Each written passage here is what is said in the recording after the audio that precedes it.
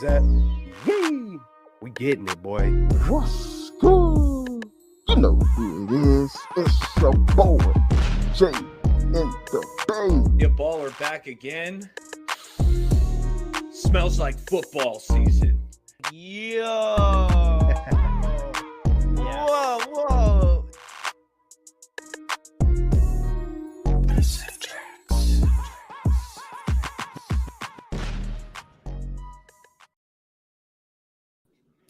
What's up, YouTube? This is Straight Out of the Bay, where we talk all things 49ers. And I'm going to say what's up to the boys. Let's start out with Jay. Jay, how you feeling? What's good? Hey, man, it's not a victory Monday, but in a way it is. Hey, no injuries to speak of. CMC got a lot of rest. Brock took the game off. So I know it was a loss in the win column, but I think it was a win long term. But I'm doing great. Always great to hang out with you fellas on a Monday night, man. Kelts, how you feeling, big dog? Feeling good, man. Hey, we got the 1 seed, like Jay said, man. What's up, Jay? What's up, E? What up, YouTube? We see you, Raphael, Niner Sickness, the Yahoo champion, fantasy champ, man. What's up, everybody? Yeah, man. Hey, it's the real season begins. You got to do the first season to get to the second season, but man, we're coming. I can't wait. Hey, we got a good show planned today. You know, we're going to obviously recap this Niners-Rams loss. And we're going to be giving out some awards. You know, MVP, offense, defense. We'll get into it. We're going to dish out some awards to some of these Niners players. But, you know, there was a game that happened yesterday and not a whole lot on the line. That being said, it felt like both teams wanted to win this game. And I want to start off just hearing your general thoughts of the game. And why don't we start out with you, Jay, kind of just your general thoughts about this loss. Man, coming into this game, you know, neither team had much to play for. The Rams had already secured a playoff spot. Of course, we know about our Niners. And for me personally, there wasn't a lot of juice going into this game. It was competitive, though. I'll say that. It was competitive on both sides. Both teams, it seemed, wanted to win the game, at least for the players that were out there on the field. There were definitely some mistakes on our end, especially offensively. I thought Darnold proved why he was a first-round pick from the picked by the New York Jets. He made some plays with his legs. You know, he scrambled out of a few would-be tacklers. He threw some good balls. But, hey, a few of our guys couldn't hold on to it. But I like what I saw from the running game, Mitchell and Mason. I wish they would have been able to do more in the game. I wish they would have gave them the ball more. I think between them, they only had like 21 carries, I think. So, but other than that, hey, you know, the Niners are number 1 seed. Everyone's healthy for the most part. I'm interested to see about Cleveland Farrell, I should say. Hopefully he'll be ready to suit up, but I know he left the game with a knee injury. But yeah, hey, I'm just glad, as Kelp said earlier, that hey, the first part of the season is over. Now it's time to get into, you know, the playoff games. Looking forward to it. Yeah, it was a little tough to watch. Just it was the one game where I was just the least paying attention, the least, you know. So I was kind of all over the place. I'm checking out, you know, all kind of stuff while I'm watching the game. But I was trying to look out for Luter. I was trying to look out for the guys I wanted to see.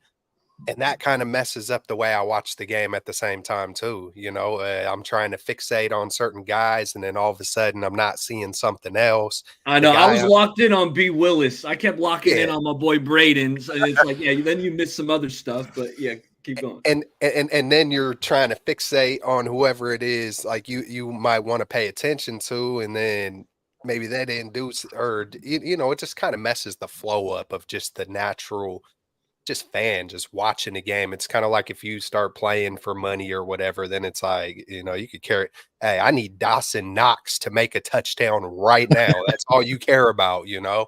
Moody, you better make this field goal. I mean, hey, that was a stressful part. I was rooting for Conley. You know, I mentioned it way earlier in the season. By marriage, he's family, and he don't even know it. But you know, that's the way it goes down out here in the Bay. Sometimes you be connected and don't even know it.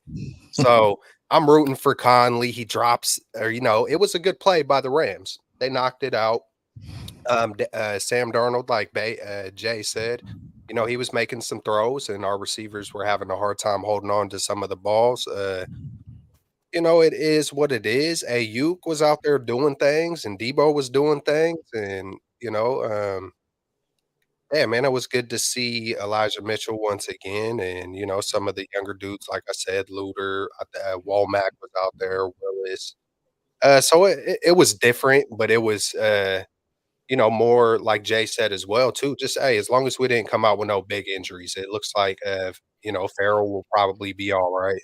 And, you know, that's all we could really ask for, you know, just, no major injuries. And, you know, it's gonna make it more exciting with, Detroit and the Rams and, you know, just across the board. I seen someone throw a tweet out. They said, you know, the NFL script writers really had their hand on this one, just talking about, I think it's like Tyreek, you know, Hill, he's going to Kansas City. We got, you Mm. know, Stafford going to Detroit. There's a couple other ties too.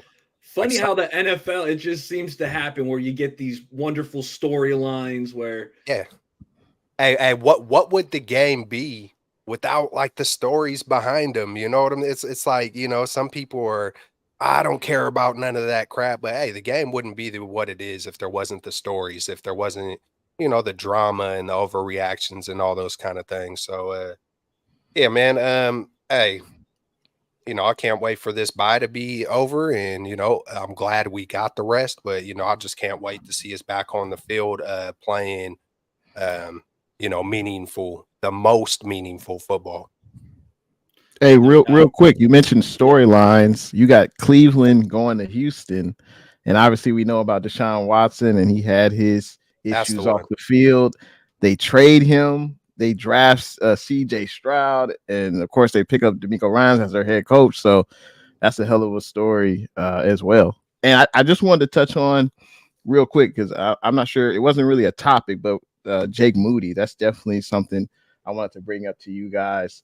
You know, missed 2 kicks. I think he had 2 streaks that were broken. I think that was the first extra point he's missed all year, I believe. Mhm. And he also missed, I think it was like a 39-yarder or something. Both of them were wide right.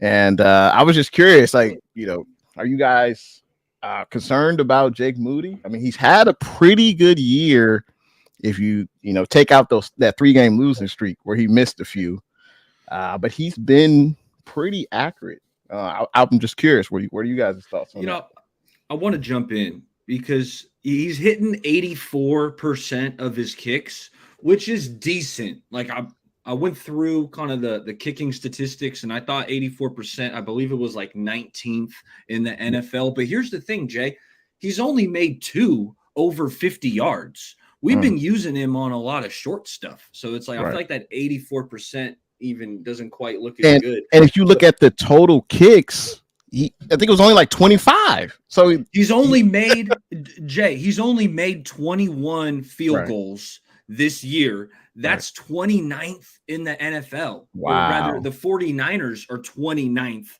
in the NFL Yeah. in made field goals with only 21. That's just Yeah. 17 games. That's just over 1 field goal a Right. game. But I So think it's that like, speaks to the prolific offense, and we're being able to score touchdowns. So I think yes. it's a good thing. But then when you get to the playoffs, I was telling my wife, we just can't allow him to win or lose the game. Like, I think it's just going to have to come down to that. I don't want to see him. Oh, you got a 55-yarder. It's 28-27. You got to make it to go to the Super Bowl or something. I don't want to put him in that situation. I don't know how you guys feel, but yeah, I wouldn't be comfortable for him in that situation. But with our offense, we shouldn't, and our defense, we shouldn't leave it up to the kicker. That's just how I feel.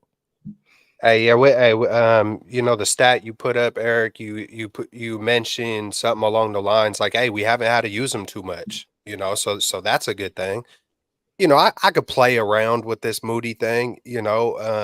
I have a few thoughts and feelings on it, you know, just joking around. Hey, Let's go for it on fourth, and just keep going for it. Let's I go think for that's two part of it 2 point too. conversions. Shanahan has Let's been be more more aggressive. aggressive Hey, let's be this more year. aggressive. But then on top of it, I look at it like none of this really matters right now. Like, yes, did he cost us? Did he technically cost us 2 games? Yeah. Did it hurt us? No. It just didn't. That those are the facts. You know what I'm saying? So it's kind of like I could nitpick at it and be worried, but here I'll go through one trend that I did, tweet out. The last time he missed kicks, he went on and hit 10 straight. So it feels like sometimes when you have a hiccup, you get back centered. You get back to the basics. You get back to the foundation and you do what you got to do. We've seen the Niners as a team do it. They lose 3 straight and then they go on another run. So hopefully that is the case with Jake Moody. If I had to tell you my gut and to put money on it, I don't know, man. I'm something, I don't know what it is. There's something like if I look at Robbie Gold, and I know Robbie Gold has been there and done that, but if I just look at Robbie Gold and I just look at Jake Moody, maybe it's the veteran rookie thing, but it's just hard to trust Jake Moody. I mean, who would at this point? So Yeah. I could see that side of it at the same time. None of it really matters. Like he can go on, he can go Moody's on not and battle tested. yeah, not it. We just don't know. It's a Right. massive question mark. It's a new season. He's 0 for 0 right now heading into these playoffs, and Fair. it's going to really matter what he does in these playoffs. And hey, man, get back to the basics. Get your head in the game, and hopefully we don't got to use them. Yeah, that's facts. You Hopefully they're putting it in, punching it into the end zone as this offense has done so consistently this year. 25 kicks in 17 games that's attempted. It's a small sample size with Jake Moody. Like I still don't know if he's a good kicker. I think I can say he's not a bad kicker, but at this point I couldn't tell you if he's good or if he's average. It's just a small sample. Again, Niners are 29th in the NFL in made field goals. Let's go. I would say he's good, but he hasn't proven to make the big kicks in the playoffs. But he hasn't been given that opportunity yet. And real quick, Matt Burrows put out a tweet saying that the Niners aren't planning on bringing on any kickers for the playoffs. So Shanahan is satisfied with what he's seen from Moody. Now, if he misses a few kicks in the playoffs, hey, who knows what happens then? But I'm nervous about it. About it. I think we all are. Yeah. Hey, but shout out to the chat. The chat is live, and I want to.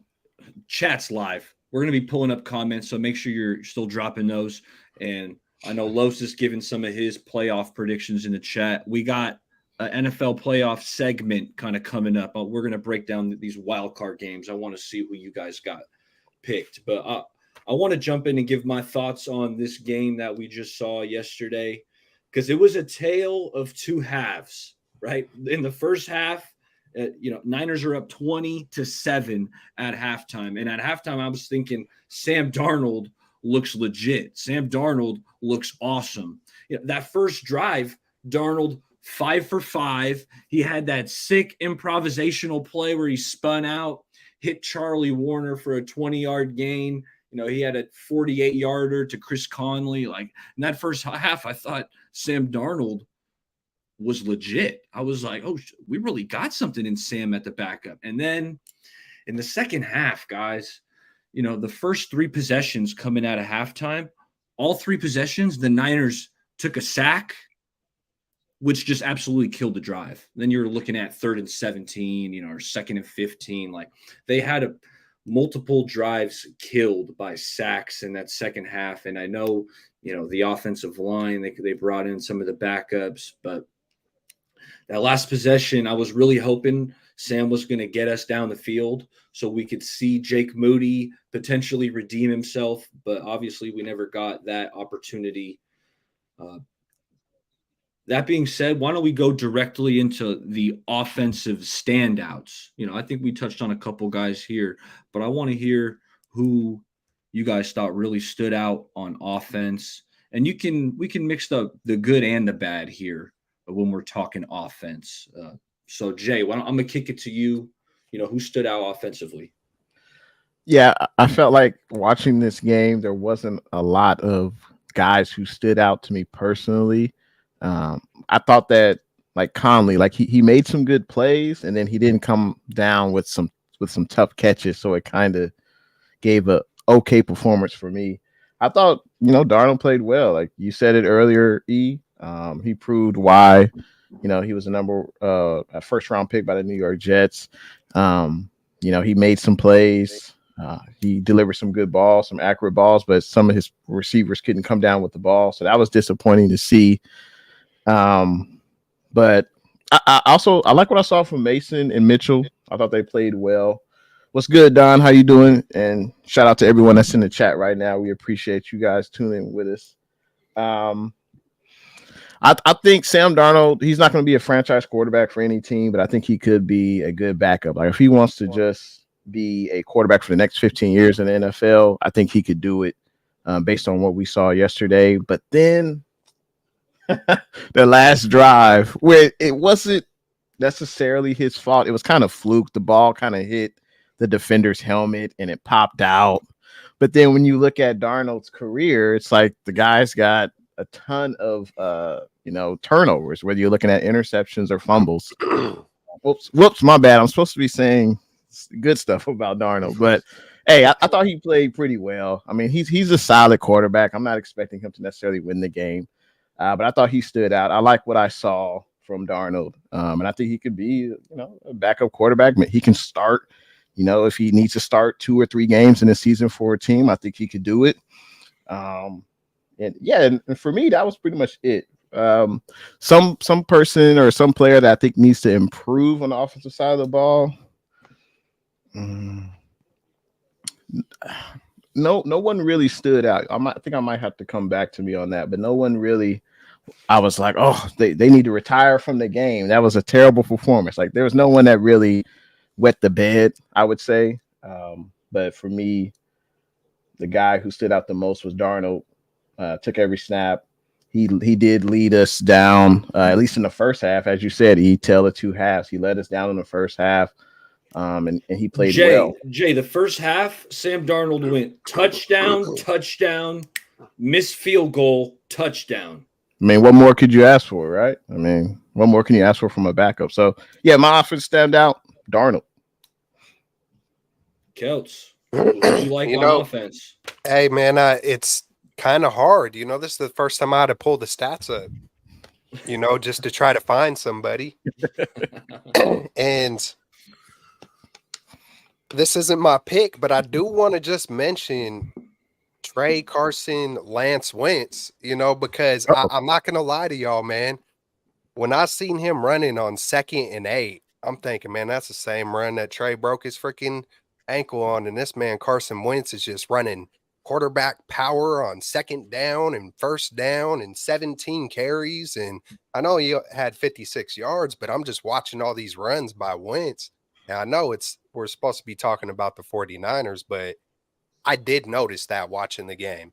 Like, I couldn't help myself but to think, of hearing Kyle Shanahan talking about, well, y'all don't watch Josh Allen running it on 2nd and 7, just I could picture Kyle saying that about Wentz. Like, look, even Wentz does it, so that was just a little funny thing for me. But, back to the Niners, it was cool to see Elijah Mitchell get more carries, the back-to-back weeks. And I think it kind of quieted maybe some folks down that might have been concerned about Elijah Mitchell, because those are back-to-back weeks where he's showing like, hey, man, remember me. Like, hey, I think I broke a 49er rookie record for the most yards. I know CMC is here. I've been dealing with injuries, but I'm here. I'm not 30 years old and washed up and just, brittle and, so that was cool for me to see just Elijah Mitchell get those kind of touches. I ain't gonna lie, when I did watch him a few times, I was like, oh, please don't be hurt, so I got a little PTSD from that. But, Elijah Mitchell, Sam did his thing. And just to see the first couple of catches by Ayuk, I like that. Hit him on a quick slant. Jay mentioned it with the Conley getting the 48-yarder. I think Conley got a yeah, Conley had a big catch. He missed one as well. Yeah, that's about it, man. That's about it on offense. And it's kind of hard in this kind of a game to say who needs to step up. But I mean, those fumbles, the fumbles by Sam Darnold, it just feels like that's something that's always going to be in his DNA, in his pedigree, So that's it's kind of hard to be like, hey, you need to step it up, Sammy D. But Darnold, he does some things to make you say Darnold, I mean, dag nabbit. What can you say, bro? I mean, hey, he'll make you say darn real quick. Damn it, Darnold. Hey guys, I don't know if you guys saw or heard, but Niners may have just made a new transaction. We got the latest Niner joining us right now. Oh snap! I think he's ready to go. Let's get him on the field with the Franklin. I'm thinking corner, possibly tailback for the latest member. Tailback thanks for sure. coming on. Thanks for joining us. Always a pleasure. Always a pleasure. Hey, I'm ready. I'm ready to fill in for Ambry in the playoffs. So I love it, bro. How many need to fill in for Ambry in the playoffs? I'm down. You got the Franklin though, bro. I used to have some heaters that said Franklin on them, man. I'm not gonna lie, this is like crushing my head. I got this when I was like 8 or 9, and I was like, you know what? I'm gonna put it on, but this is like crushing my skull right now. So like, we gotta get it out of here. Okay, hey, it was fun while it lasted. Hey, what's up, Amin? What's up? Amin's ready, man. He came with the Franklin helmet, man. I mean, I'm dedication, man. Dedication. For real. I love it. Real talk. What's up, Amin? What's up, y'all? What's up? How you doing? I was at that game yesterday. It was kind of like, even though it was, it was kind of interesting, but even though the backups were playing, it was still entertaining. Nice. Anybody stand out? Like, who made a play that kind of got you pumped up? What play kind of got you juiced up and yelling for the Niners? I mean, obviously the interception by Taylor Hawkins. I thought Taylor Hawkins, as much as he was, he had obviously he allowed that 2-point conversion late in the game, and then he had that pass interference, which I thought was garbage on the ref. I don't think that was pass interference. He was fighting for the ball. I think the Rams receiver grabbed him, and he was coming down. I don't think that was a pass interference. He had the interception. I thought Taylor Hawkins had himself a good game yesterday, regardless of if you look at, obviously the 2-point conversion and that pass interference that got the Rams down there, which I didn't think is a pass interference. I thought Taylor Hawkins had himself a pretty good game. I also thought Robert Beal Jr. had a pretty good game. He got the sack. He got a couple of pressures up in there. So he was doing his thing. I thought he had himself a pretty good game, and just kind of like Nick Bosa, how guys were holding him. Guys were holding Robert Beal on some of them. But I thought he got a couple of pressures in there. And he obviously had the sack. I thought he had himself a good game. I don't know if we thought. I don't know if we talked about step your game up yet. Did you guys touch on step your game up? You know what? Right now we're on offense, but I'm glad that you jumped in and you're giving us your stuff immediately. So that's awesome. What's up, Kelts? If you could tell us, because I know the screen doesn't say it all. I know it sounds different when you're at the game. Shoot, my cousin went as well. But when was there a time when the crowd got the loudest? Crowd got the loudest. I know it probably happened a few times, but I mean, in general, even because it was a lot of the backups, but in general, I would say the crowd probably got the loudest, at least from my observations, were a lot of the late third downs, fourth down situations. But that's pretty much at every Niners game. It wasn't necessarily where there was a one specific play. Obviously, the interception, right? When there's a big play, obviously the crowd gets hyped, like the interception and things like that. And obviously, for the pass interference call and some of the calls from the refs, the fans were like, "Ref, you suck." I remember a couple of guys in my stands were like, "Darnold, throw the ball! You could throw the ball! Darnold, stop holding the ball, throw the damn ball." But I mean, besides that, I feel like on third and fourth downs, if it was a 4th and 4, the Rams are going for on a third down or things that. Obviously, the crowd got loud, but that's pretty much it. Game for the most part.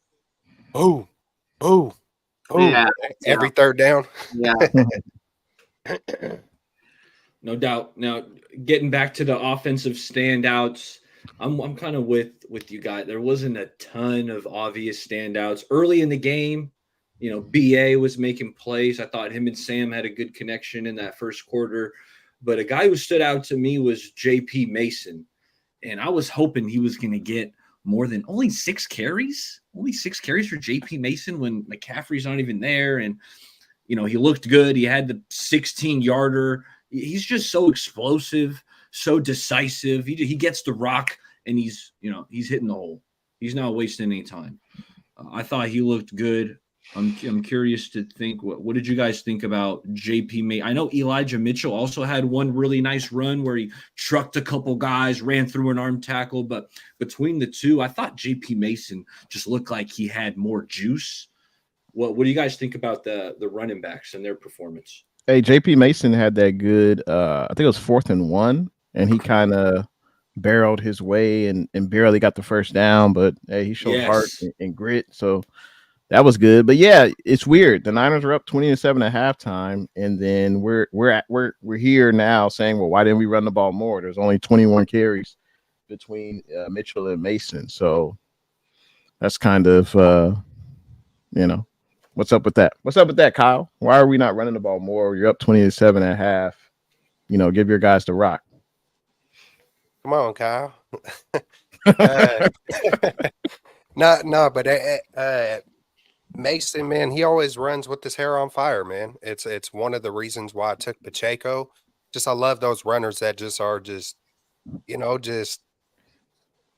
how do I say it? Kind of just beast mode, Lynch. That you could see their heart in their running. Like they're just like, nah, man, like I'm gonna give it everything and over exaggerate everything. And I love that about Mason. That underdog mentality. You could tell he just gives it his all. And I kind of hold my breath with Mitchell, but at the same time, it was hella cool to see him get that amount of carries. I always try to find a way to be like, oh, maybe Kyle's saving his best for last. But we, of course, didn't see that with CMC. Like, people have asked quite a few times, what do you expect from him? Do you expect Mitchell in the playoff? I don't expect nobody to touch the ball but CMC. Like, just when it's Super Bowl or bust and it's full go time, I think Shanahan's not going to want one play slip away. Even an inch. That's just what I think is going to happen. I agree, Kelp. Maybe if he's gassed, and I know I kind of went off topic, but maybe if he's absolutely gassed and he calls for one, but I expect all CMC. So, kind of like Moody. Hopefully we don't got to see Mason or Mitchell or Moody, and it's just touchdowns and CMC. You feel me? So, I mean, if we do see those backs, I think that means the Niners are up by a few touchdowns in the playoffs. Good point. That's one way to look at it. Before we head to the defensive side of the ball, I wanted to hit on my boy B. Willis, Braden Willis. I told you when he was out there, I saw that 9. I was locking in. I was disappointed he didn't catch a ball. I wanted him to. I was locking in for you, Baller. I was locking in for you. I saw number 9 out there. I was like, that's Baller's guy. Hey, did you see him moving people in the run game? Because when I was watching him, I wish he got the catch. I wish he got a catch though. That was one thing I was looking out for. But he was moving guys in the run game. You are right about that. Yeah, I had to get up out of my chair, run it back, kind of take a little video just to put it on display. Like, hey man, B. Willis is getting these blocks in. He's run blocking. He's a physical cat. So B. Willis, I had to shout him out because I did watch him. I thought he was good. In the blocking department, even the announcer on a little swing pass to Ray said, hey, the tight end Willis just had a nice block. So shout out Willis. And anything on offense before we head to defense? No, you mentioned real quick. You mentioned Ray. I thought he was solid. I think he had a little jet sweep. His punt return, I think he had like 10-12 yards, but I think long term, it was just good to see Ray out there because he had missed the previous, I don't know, like 6 weeks or at least a month. So it's good to see him out there because we're definitely going to need him in the special teams department. I don't know if you guys want to see number 10 back there in the playoffs. So it's good for Ray to be out there. I love Ronnie Bell, but I do not like number 10, man. That just Yeah. I don't know, man. I feel like watching Ronnie Bell yesterday, like there was times where he had opportunities to make catches, and some of it was Darnold throwing it behind, but those opportunities, I'm like, man, like you Yeah. could have Give him a caught some of chance. those. And then, like, except for the touchdown, which if he didn't get the touchdown yesterday, like it would have been, I would have been like, nah, we do not want to see Ronnie Bell at all. But obviously, he got that touchdown. But Ronnie Bell has some where I'm like, you could come down with some of those. Even Ray, he had that jet sweep, but like looking back at that game yesterday, I'm like, all right, I understand why Kyle doesn't put Ray in offensively more often because people are like, oh, you can rest Debo a little bit on certain plays and use Ray McLeod, and yes, you can use him for jet sweeps and things like that. But man, Ray had the Darnold stepped up, he escaped pressure and he threw it to Ray and he just dropped it. He couldn't come down with that ball after he got hit.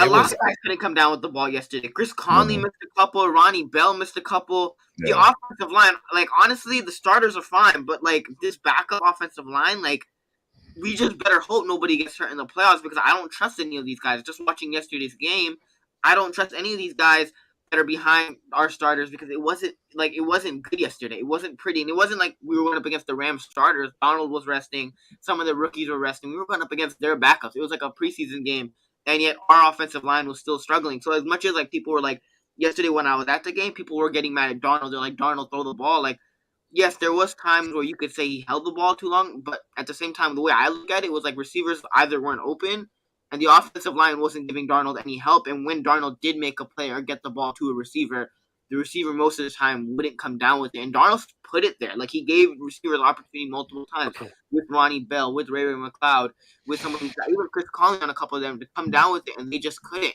Even on the last drive, Chris Conley was running like this little out route, and he was wide open, and Darnold put it there near the sideline. He just dropped it, like in his hands out, and I'm like, you gotta come down with that.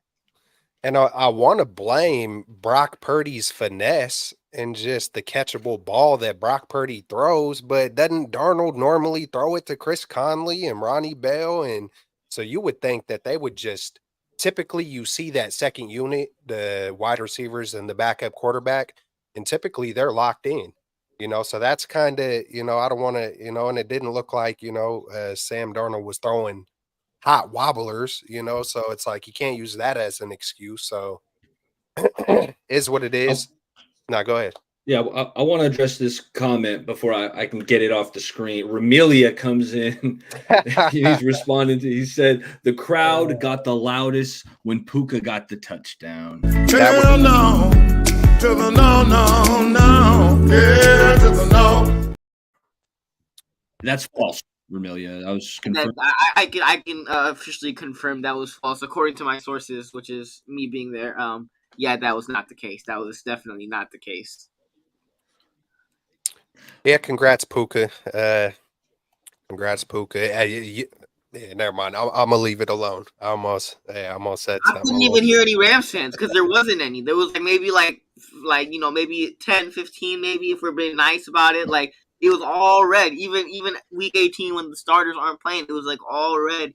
And then you saw a couple of Rams fans here and there. It was just Ramelia, and he probably had the speaker with the built-in noise, or he was probably pumping noise, and yeah. Che Martinez, thanks for stopping by. He said, why don't they give Tay Martin any play time? He is on the practice squad still, but it's like you only get the 2 practice squad elevations. I wish for a game like that there would be more spots available for you to kind of pluck guys off the practice squad. But you can only get 2. I think that's why, Che, we haven't seen Tay Martin. But let's flip it to the defense. This game was all about guys getting opportunity, right? And Amin came in immediately, booms, touching on Robert Beal, who I agree. I mean, I thought Robert Beal looked really good.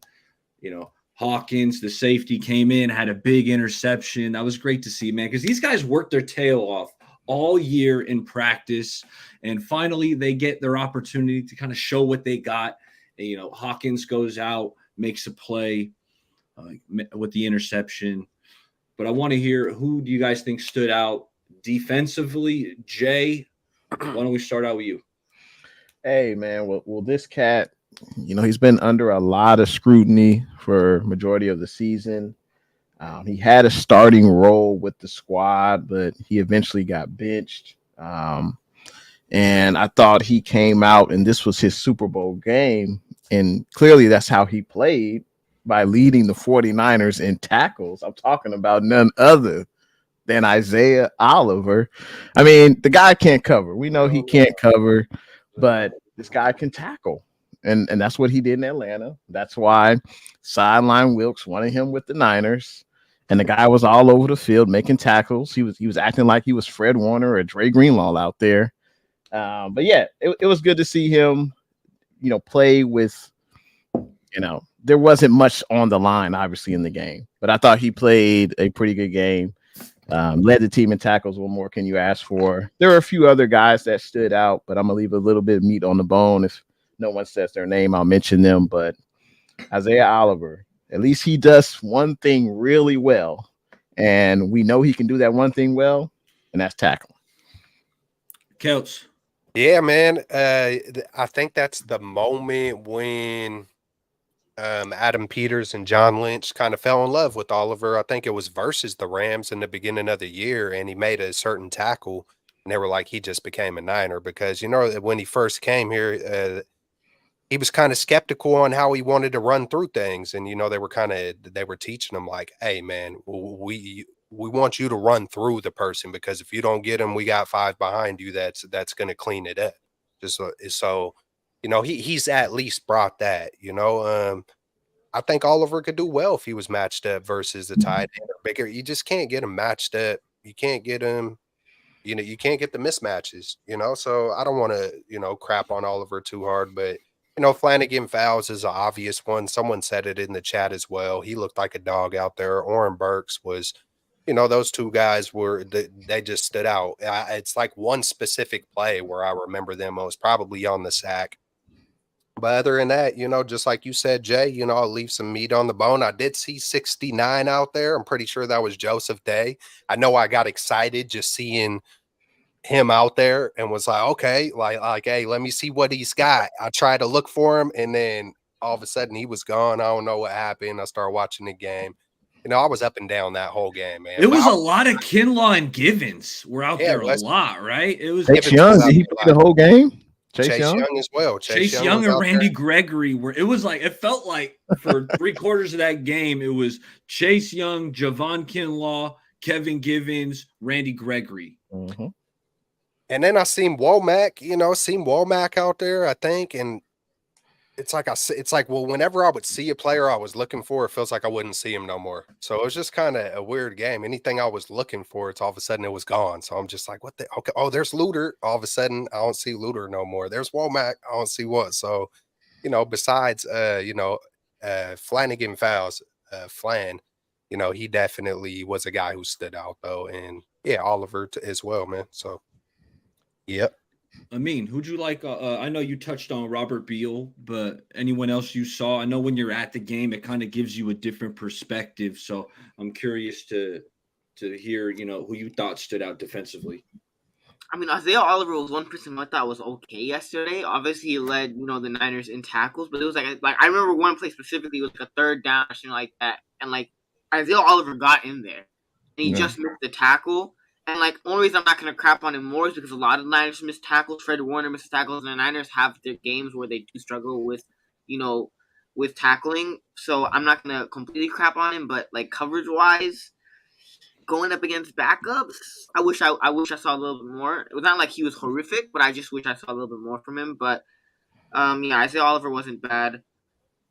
Besides Robert Beal, I wish we saw Randy Gregory out there a little bit more. I feel like, Chase Young, obviously, it helped when, he obviously creates pressure with the starters, but Chase Young was kind of whatever. Like, he had some nice plays. He had that one nice run stop, but besides that, like, maybe it's me being having high expectations for Chase Young based off where he was drafted, but Chase Young definitely ain't Nick Bosa. He ain't on that level.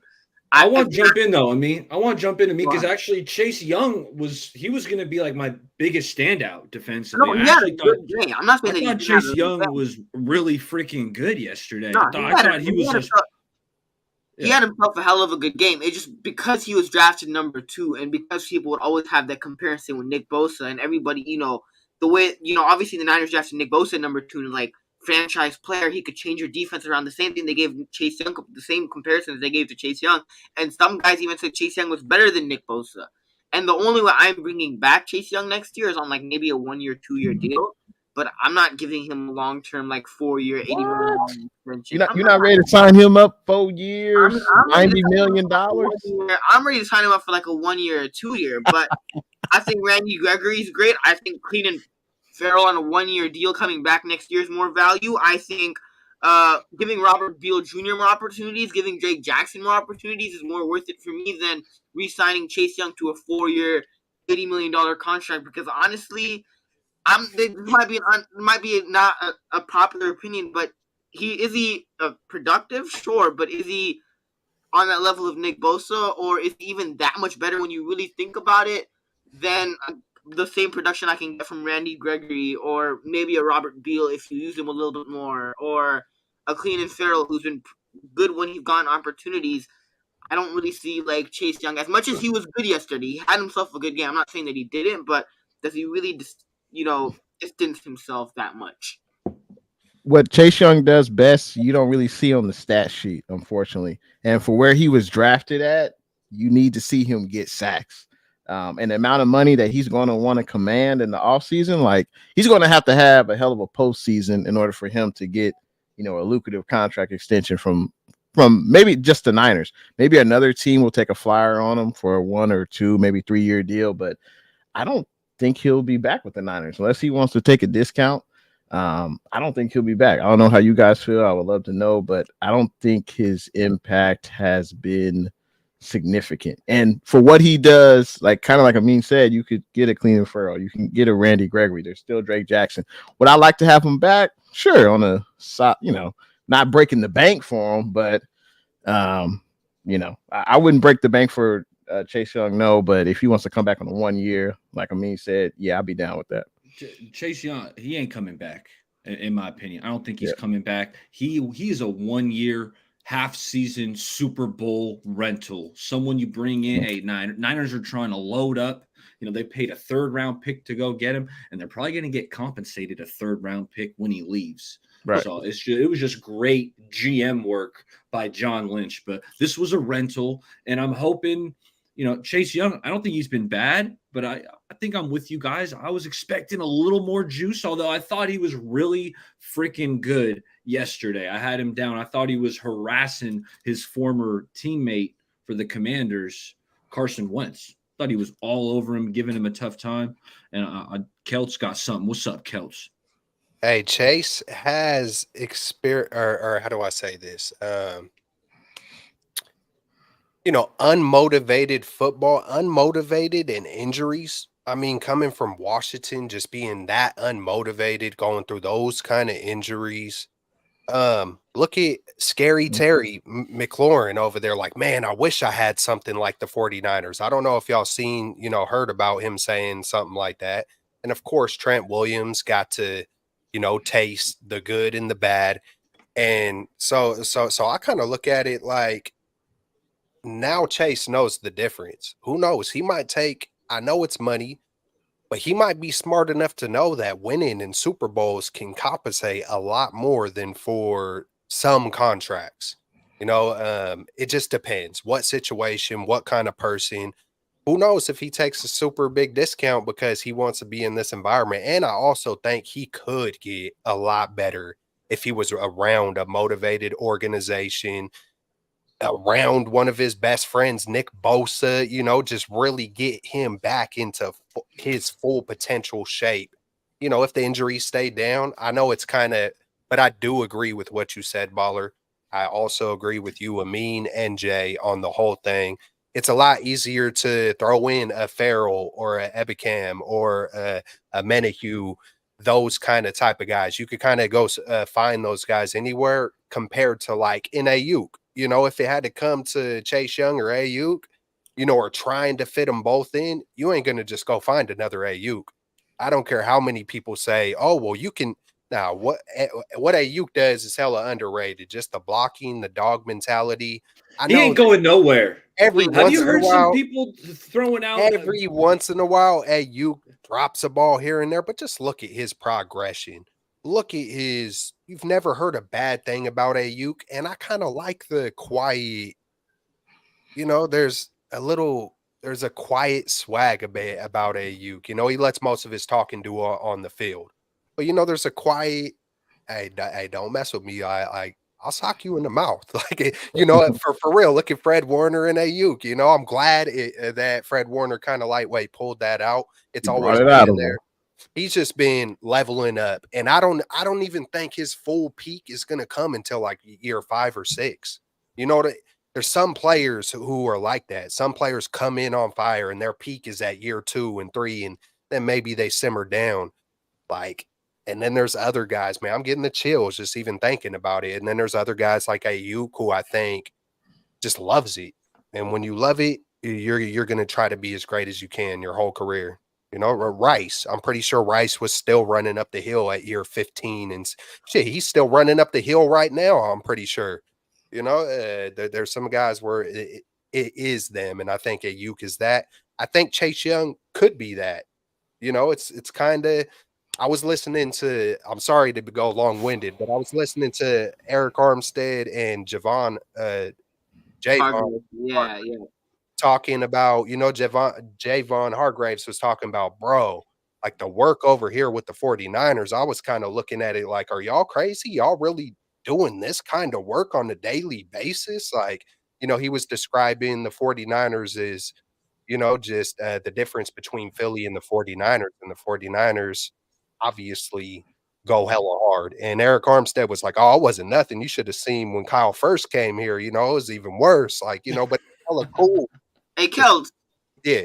maybe that's why there was all those injuries. Because, if Armstead was bad back then, like, we were always like, what is the reason why all these 49ers are getting hurt? What is the one problem? You've been And watching too much GC. I mean, Hey, and we would all say, I think we all Back in kind the of day, took man. turns. I think we all kind of took turns saying, hey, bro, they go 110%. It's like live by the 3, die by the 3. When you go 100%, it's gonna happen. It's gonna happen at any percent, but hey, that probably got something to do with the tread on the tires for sure. And if you have fatigue, you're gonna get injured. No, but that's what makes Ayuk so impressive. Cause I kind of touched on it last week, but like he's not a number one option on this team. There's so many other guys that are ahead of him, yet he's still putting up such a dominant season. Like people are praising, guys like Puka Nacua, and as much as Puka, I mean, give him his respect, or like CeeDee Lamb. But at the same time, you look at what they're doing. They're like wide receiver 1s, wide receiver 2s. Where Ayuk, yes, he is a wide receiver 2, but he's not the first option on this team. There's George Kittle's, there's Christian McCaffrey's, there's Debo, and then you could say, you know what, we have Brandon Ayuk. But even on this offense in general, like when you think about this Niners offense, you think, Trent Williams, you think Christian McCaffrey, you think George Kittle, Aaron Banks is also a stud. People talk about John Feliciano and his PFF grade. Like, then you're like, okay, Ayuk kind of gets overshadowed, yet he's still been so productive. Even like a guy like Greenlaw, like Dre Greenlaw, for example, like everybody looks at Fred Warner because obviously he's all pro Fred, and props to Fred Warner because he is a baller, but Dre Greenlaw is also great. Just how Aziz was great also a couple of years ago for the 49ers. So because this Niners roster is so stacked, there are guys that do really, really well for this 49ers team and are play at a high level, yet they kind of get overshadowed because the Niners have so much stars. And people call Kyle Shanahan an offensive genius, but like the one thing that we don't give Kyle Shanahan enough credit for is, if you really think about it, Kyle Shanahan in his own way is kind of like a movie director. He picks certain players and he picks certain like roles for these certain players, and he already has it in mind. Like, I have this player and I'm going to use him in this certain way, and this is how he's going to impact my offense. A guy like Debo is like the perfect example of that, because in that draft, if you really think about it, in that draft, if Kyle Shanahan, like a lot of guys, there was a lot of, if you're talking about in terms of pure wide receiver, like who has better routes, who runs better routes, who has better hands, there was guys like A.J. Brown in that draft, like a Terry McLaurin in that draft. But Kyle Shanahan said, I want Debo Samuel. And at first I was like, Kyle, what are we doing here? Like, we have A.J. Brown in the draft. We have Terry McLaurin. We have so many other guys here that are like, at least that I was scouting. I was like, these are better guys. I didn't even know who Debo Samuel was, right? And then you look at what Debo's done with the 49ers, and you're like, damn, Debo, like, Kyle Shanahan, you, like, that was a phenomenal freaking pick. Not because Debo is good, but because the way that you utilize Debo and the way that you picked him and you're like, I'm going to use him in this instance, and this is how he's going to impact my offense if it works, and it worked to a freaking T. So Kyle Shanahan, the way that he utilizes certain players, the way that he gets the most out of them, and even Christian McCaffrey said it. He was like, this team is so special, but like guys are blocking for each other. You know, like you look at for the Steelers, for example, like you see guys like George Pickens not getting the ball, being like, I ain't doing anything, like I ain't, or like even DK Metcalf. Right? I wanted DK Metcalf. He was on my mock draft. I wanted DK Metcalf. I don't know if DK Metcalf is blocking 20 times a game for Christian McCaffrey or Elijah Mitchell. He's not doing that, right? But this team is so unselfish, and this team blocks for each other. This is just a selfless team, and that's what's so special about it. And Kyle Shanahan, credits to John Lynch, Adam Peters, and Kyle Shanahan, except for those third-round running backs. Besides that, like Kyle Shanahan, when he does pick a player, you know he's, especially an offensive guy, you know he's picking it for a certain role in his offense. And for the most Time times, to do some sketchy except shit. for Trey Lance, I would say. Besides that, you know, he's Hope I get away with it. Oh, do da day. What was that? That was the third round running back press conference right there. That was the third round running back. Explain yourself, Kyle. The Trey Sermon, and there it was. Time to do some sketchy shit. Do da do. That's Honestly, the third bro. round. That's what happens in the third round with the running backs. You mean like Pamela too? Moody. Let's If go. Kyle just hit in the third, Go, like baby. they would literally have almost perfect drafts every season. If you just hit on the thirds and some of the fifths, I mean not some of the fifths, some of the first rounders, like if you Solomon mids, if you Joe literally hit Williams. the first and the thirds, I mean Kyle Shanahan and John Lynch would have like 9 out of 10 drafts, or like if not 10 out of 10 drafts every season. Hey, what do you guys think? Shay Martinez says that the Ayuk show is better than Justin Jefferson. Are we going there? You know what? I I think AU could be argued with anybody, just given the fact that almost everything that just Amin just said. You know, not every receiver is gonna like truly buy into their team. You do get a lot of these guys crying, and you know if they don't get a certain amount of targets, they don't. I mean, look at Ayuk, man. How many times have we really heard Ayuk like come out? And do you know how many other receivers in the NFL would have like created scenes over his usage or dog houses, or what do you mean? I don't think you could in this offense. I don't think you could. On the Niners team. He wouldn't want to be on this Niners team. Like prime Randy Moss, who like there's always that insane stat sheet: 3 catches, 3 touchdowns, 160. Like prime Randy Moss wouldn't want to be on this team because Randy Moss, like at least from what I've heard with Randy Moss, there's a lot of, like when like sometimes with, like my uncles and things like that who watch Randy Moss, they always tell me like, dude, Randy Moss was great, but when he didn't get the ball, it was like Randy didn't care, and like he wouldn't try on certain plays when he didn't get the ball, or when he knew the ball wasn't going to him. Like even a guy like Randy Moss wouldn't want to be on this team because the Niners, and that just shows you how special this team is because guys are so selfless and not selfish on this team. Like guys like Juwan Jennings who get like 3 catches a game on third down, and they're blocking the whole game, blocking linebackers and crap, blocking DBs, blocking whoever's in front of them. Like it's just special.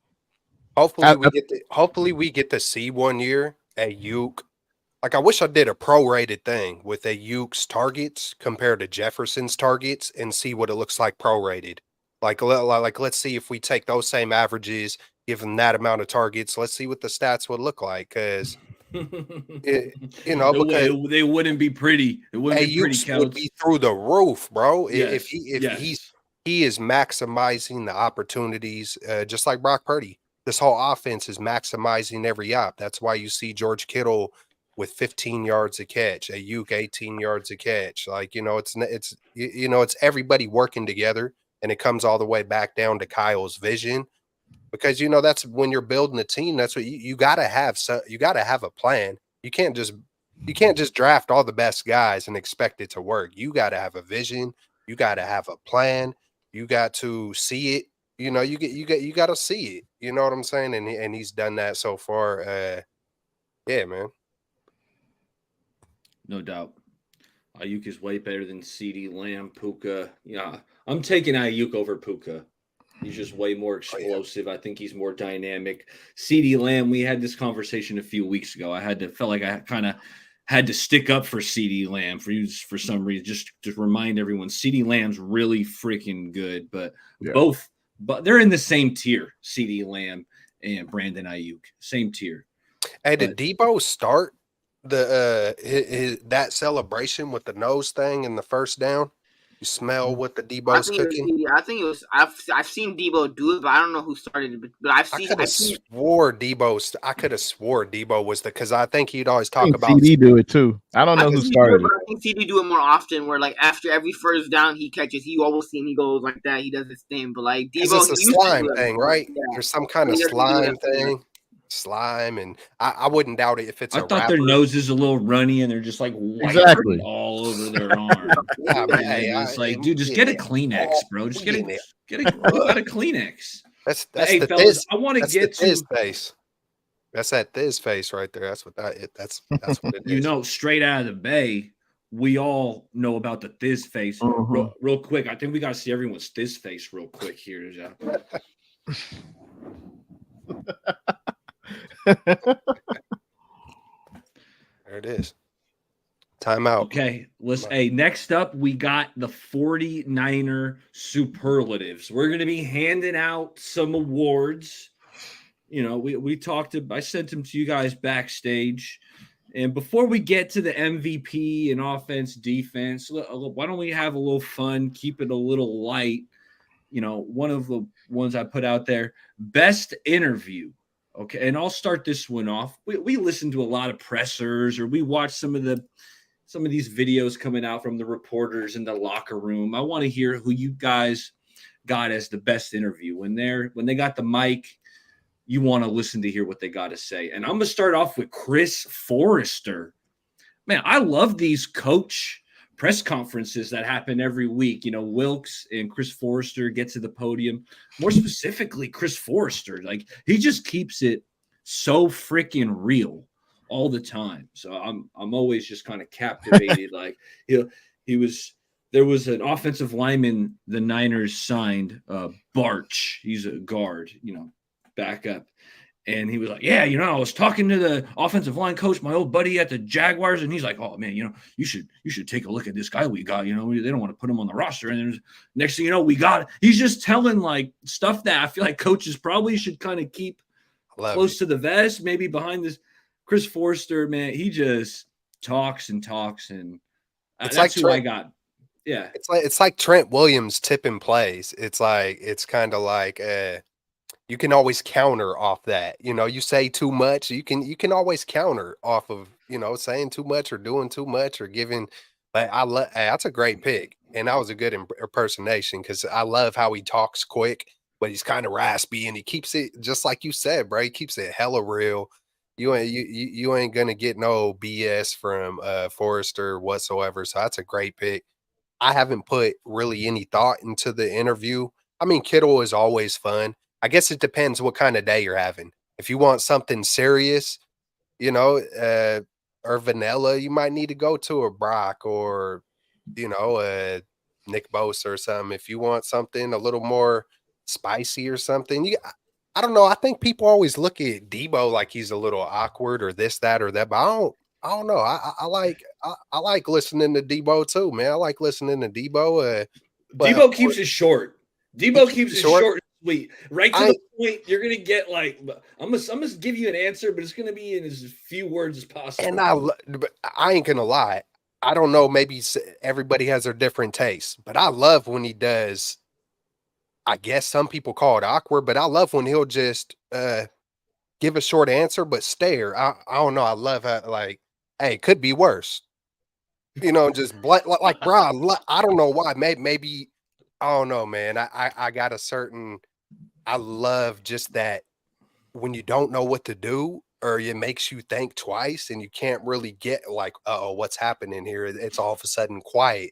I personally love that shit when it comes to football. I want them to worry. I want them to think twice. I want them to be like, oh, hey, this dude is maybe a little off, but he ain't playing no games. He's going to try to knock my mouthpiece out. Just, you know, so I personally love that. It's not everybody's cup of tea. Kittle, it used to get on my nerves a little bit, but I've grown to appreciate it more and more and more. Just the goofiness and the love and the joy and all that stuff. But he'll keep it hella real too, man. So I'll just stop there. I got to give Jay somebody. Hey, the best interviews is what John said. What's good? Is Cat Williams. That was pretty funny. That's why I was laughing when he was talking. There it is. But I would say honestly, watching interviews honestly is one of the most boring things for me personally. And the reason is because a lot of stuff that they're saying, they may talk for 30 seconds and like 5 seconds is actual truth, and the other stuff they're just glossing around, or they're trying to say enough but don't say anything. So it's kind of boring. But I would say Sideline Steve, he usually doesn't say a whole lot, but it's straight to the point. It's real.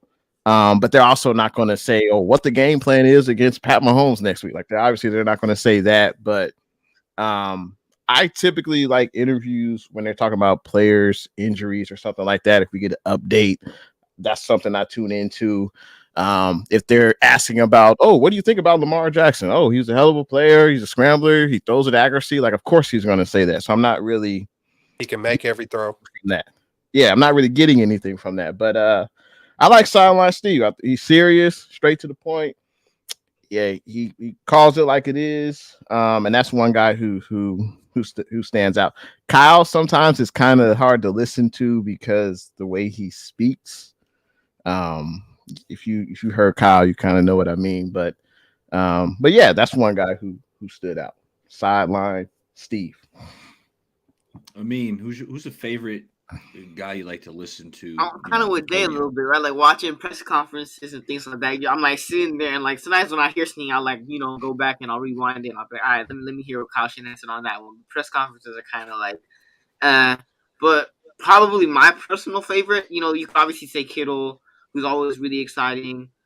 But my personal favorite, in a way, is kind of Nick Bosa, because Nick Bosa, it's just the way that he talks about certain things, right? It's like the Niners. Oh, the Niners got the number 1 seed. He's like, yeah, no, Niners got the number 1 seed.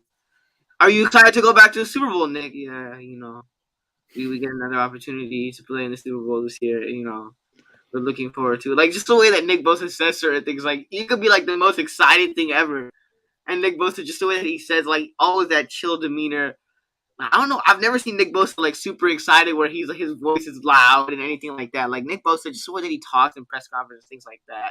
It's always like so chill, so smooth. Like I would probably go with Nick Bosa because like the reporter could ask anything. It could be like something really great, and still Nick Bosa will have the same response. Like he'll have a good response in the same tone, same voice.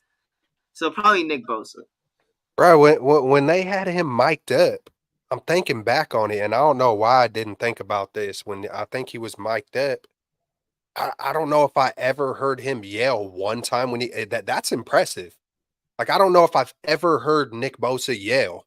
Like, that's like him to be mic'd up and not yet.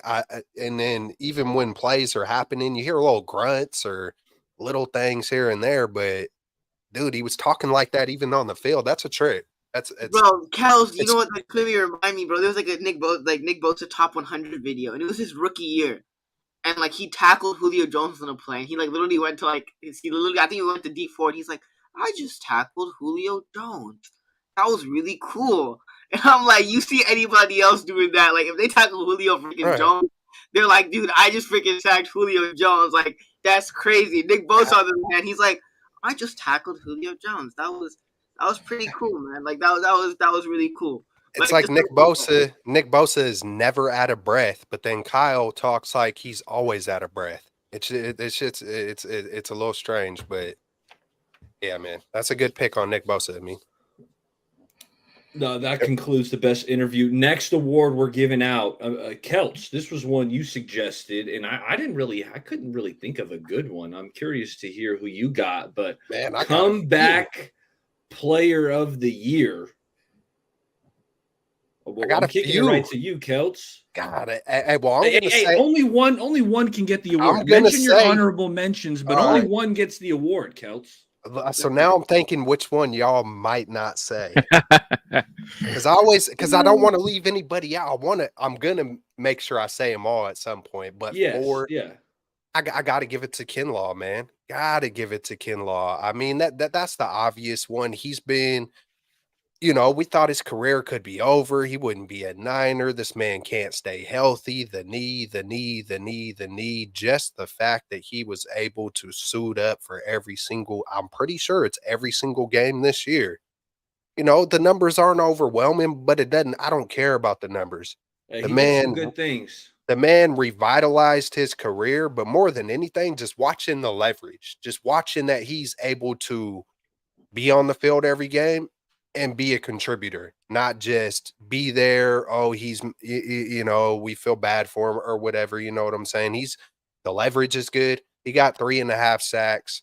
I know he didn't get a pick six or a fumble recovery like he did back in the day. I think his rookie season versus the Rams, just in case Romelia is still watching. But, the award goes to Javon Kinlaw. Props to you, big dog. It looks like he's hella maturing as well. Just being around guys like Eric Armstead. Just everything that we know about Kinlaw, comeback player of the year. I hope you guys nail the other ones, so I don't got to say them, but well done, Kinlaw. Real talk. Hey, just to piggyback on Kinlaw, if you look at his 21 and 22 season, he only played in 10 games.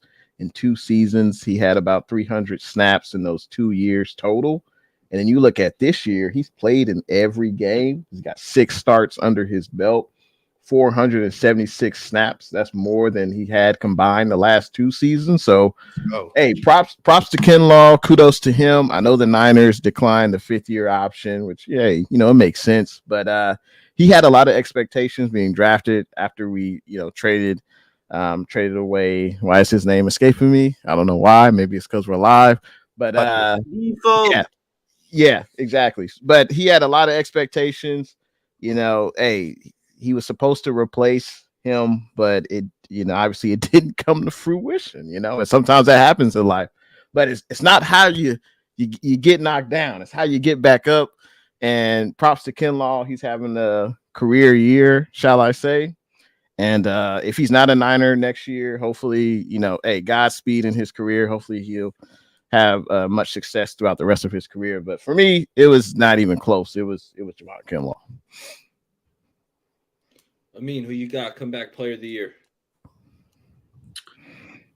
I'm gonna go with someone who's a stud, but who had a down year in 2022. Is Deebo Samuel. As much as obviously you guys said Javon Kinlaw, but I was one of those people that also was like, Deebo, like, was he kind of overpaid? What's his role in this offense with Christian McCaffrey? And Deebo Samuel's been a dog this year. Like, he's walked the walk, he's talked his talk. But I mean, Deebo Samuel has been a brawler this year. Like, and he obviously coming off that down year last year has been able to stay healthy for the most part this year, and has been a baller this year for the 49ers. Obviously, that Eagles game is definitely one that stands out. And, like, Deebo Samuel, whenever I don't really watch, like, I'm usually watching Niners games for myself, but sometimes I'll be at my grandparents' house watching Niners game, and they don't know anybody on the Niners except for Deebo Samuel. Because for some reason, every time I'm watching a Niners game with them, whether it might be against the Rams last year on Monday Night Football, they're huge Deebo fans. They're always like, get the ball to Deebo Samuel, because they're always like, whenever I'm watching with them, it'll be like Deebo Samuel like will break 3-4 tackles and he'll take it to the house. So Deebo Samuel, I mean, what he's done this year, coming off obviously a couple of injuries last year, a little bit of a down season where some Niners fans did doubt Deebo. He's definitely one. And then I'm going to say an honorable mention for my comeback player of the year. I would say in a way Clean and Farrell. It's not really the only reason I'm saying Clean and Farrell only because great picks, both of them. Right, because obviously he was drafted literally right after Nick Bosa, and then obviously the Niners signed him on a 1 year, but he's been great for the 49ers, and it's like he didn't really play much for the Raiders. They didn't really play him that much. Obviously drafted really high for fourth pick in the draft. But for what he's done this year, I think he's been solid for the 49ers. So I would say comeback player of the year. If you're really talking comeback, not necessarily for the 49ers, but he obviously was on the Raiders last year, but for what he's done last year to what he's been able to do this year for the 49ers, I mean, he's earned the playing time. He's definitely been productive for the 49ers when he's gotten opportunities. That's good. I like that. I mean, it's along those lines because Kelt's making it look like there's a bunch of comeback players on this. I went through the depth chart. I'm like, who am I missing? But I got one that hasn't been said. What about Ambry Thomas? Ambry Thomas. Okay, I got one from Kelts, but Ambry Thomas is the guy I had written off. I didn't think he was even going to make this roster during training camp. So he's proved me wrong. You know, he's been a solid piece. Once that hand heals up, he's going to be the starting corner in that playoff game.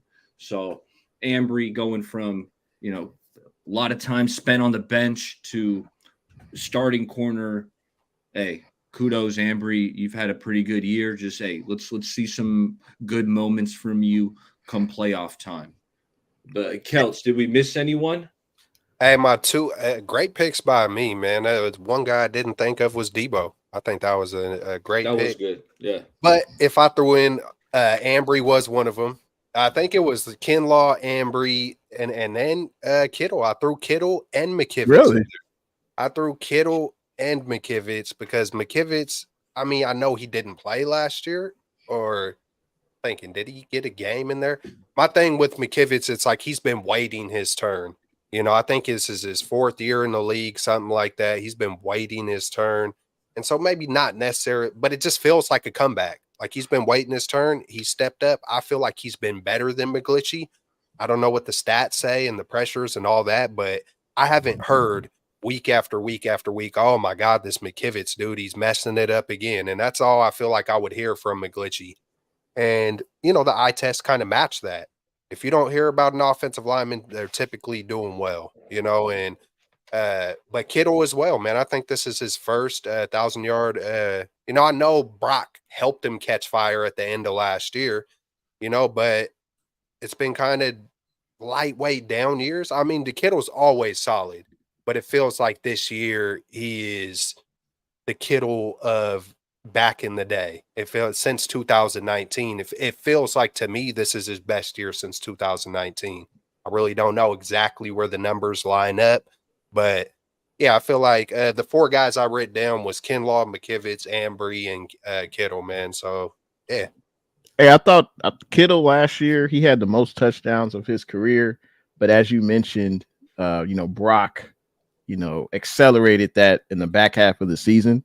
Because Kittle finished with 11 touchdowns, but you know, on yards, you know, he had 765 the previous year. He had 910 the previous year. Before that, he had 634.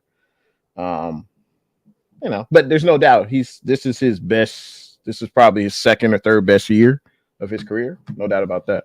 So, hey, before we get to the heavy hitting awards, the MVPs and whatnot, I got one more kind of lighter one. I want to hear most underrated player on the 49ers. And I'll kick this one off. And I'm going to start out. I'm looking at the O-line, and I'm looking right at the center position. Jake Brendel.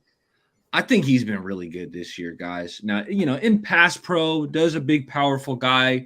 Is he able to push Brendel back a little bit? Yes. But, you know, how many times throughout the year, fellas, like when we're looking at a chunk play, you know, whether it's a run or a screen, something quick, how many times do we see Jake Brendel 10, 15, even 20 yards downfield, blocking, sealing somebody off? Like, I think Brendel's doing some good things out there.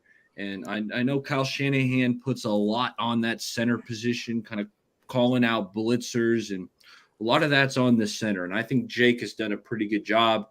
I don't think he quite gets talked about as much as he should.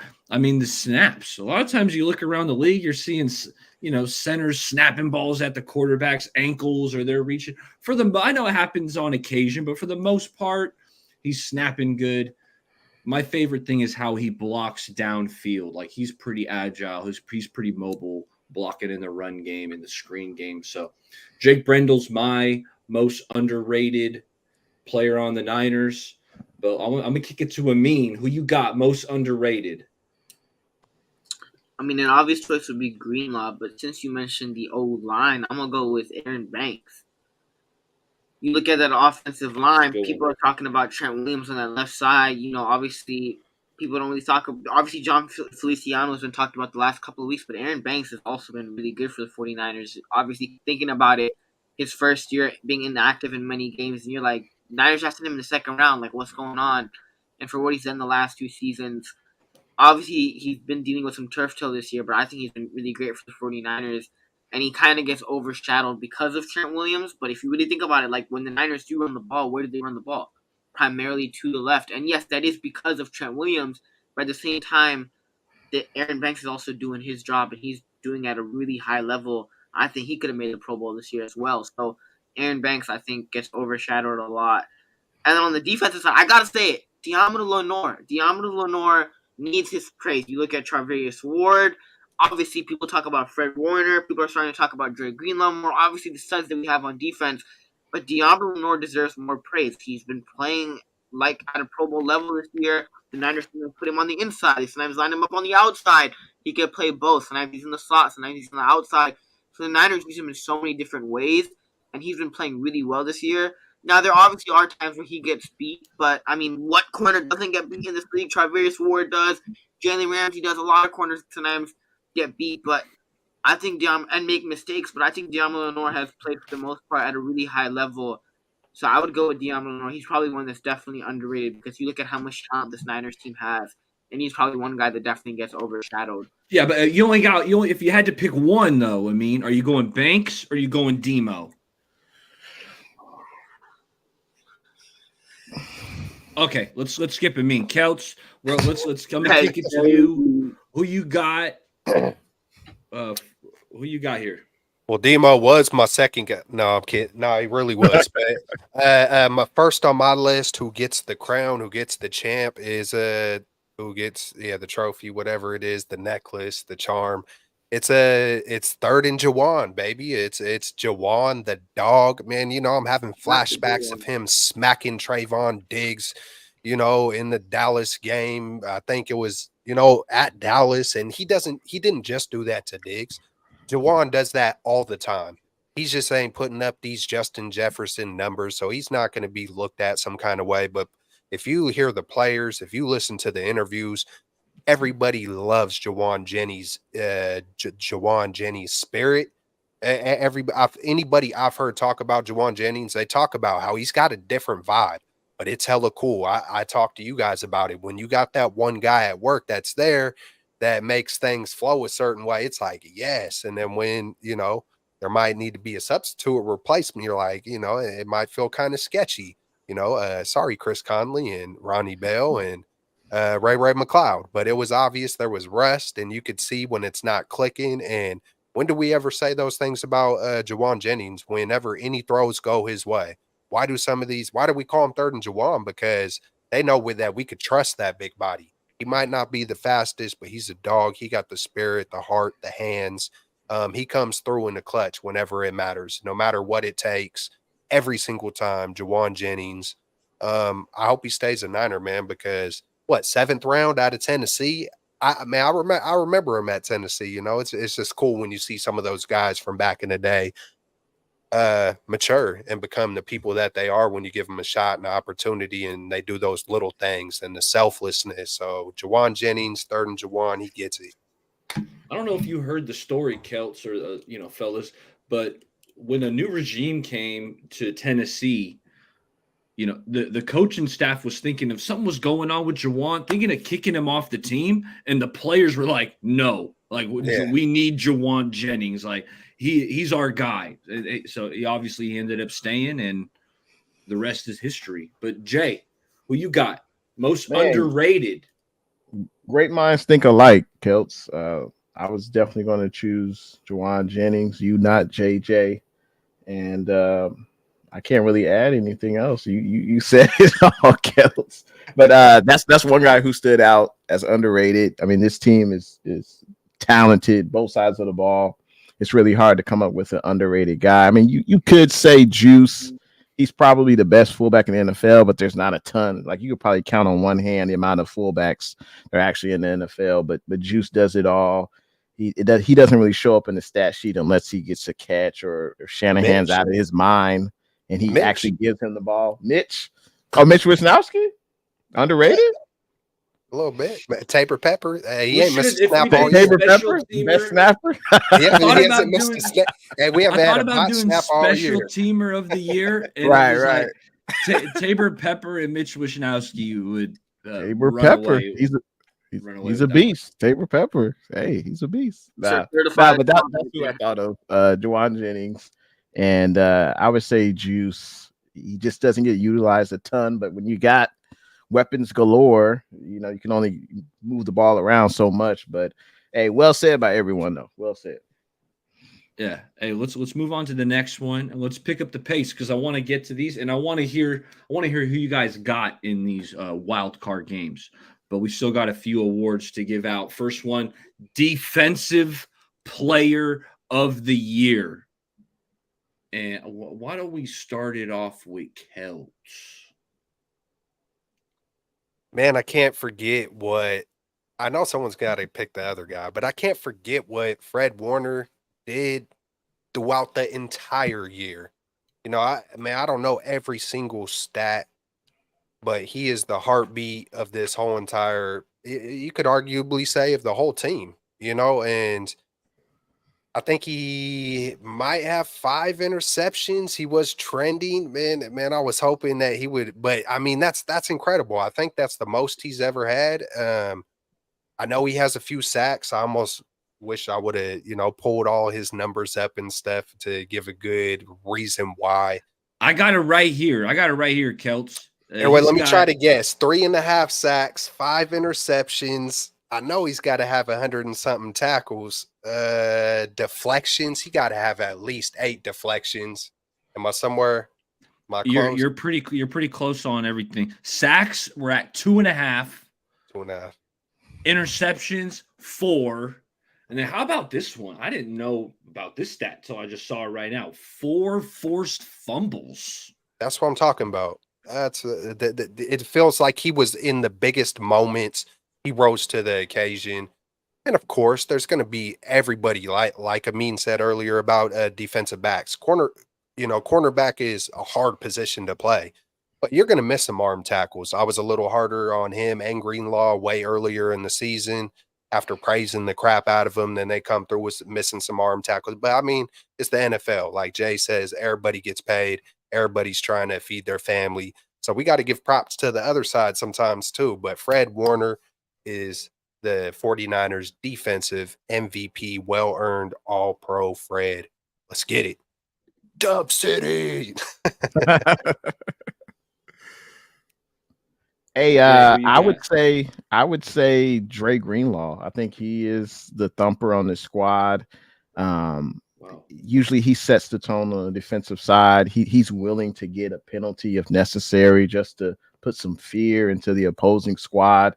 He's your Draymond Green, shall I say? At least Dre Greenlaw's not getting suspended, so that's a plus. But hey, he has no problem hitting someone in the mouth. It doesn't matter if it's a receiver, it's a running back, and how Debo kind of sets the tone as the enforcer on the offensive side. I think Dre Greenlaw does on the defensive side of the ball, and him and Warner make the best middle linebacker tandem in the NFL. I mean, I like to call Dre Greenlaw Draymond Greenlaw. That's just the way it's put it together. Y'all catch the Raptors game yesterday? Hell no. Hell to the no.